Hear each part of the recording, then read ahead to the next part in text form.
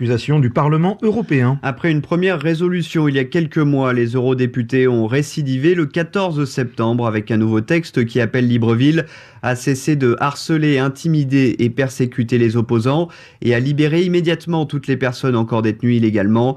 Après un temps d'attente, les autorités de Libreville ont réagi, dénonçant un acharnement et une ingérence dans leurs affaires internes.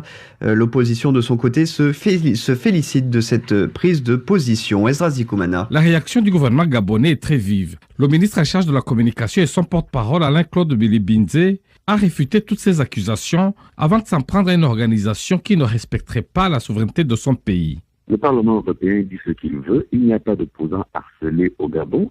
Mais au Gabon, comme en France, comme en Grande-Bretagne, si quelqu'un viole la loi, il répond de la justice.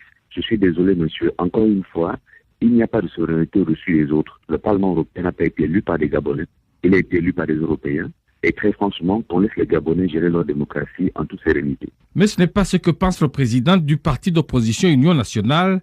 Zachary Miboto estime que l'Union européenne est bien dans son droit en vertu de l'accord de Cotonou qui lie les deux parties. Il dénonce également les intimidations et arrestations dont sont victimes les opposants de la part du pouvoir gabonais.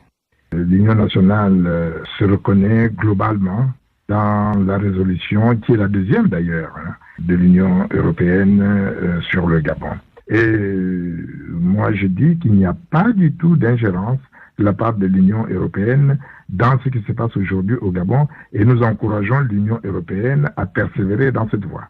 L'opposant gabonais appelle plutôt le gouvernement à cesser ce qu'il qualifie de pratique d'un autre âge. Une équipe d'experts du Fonds monétaire international est attendue mardi à Brazzaville.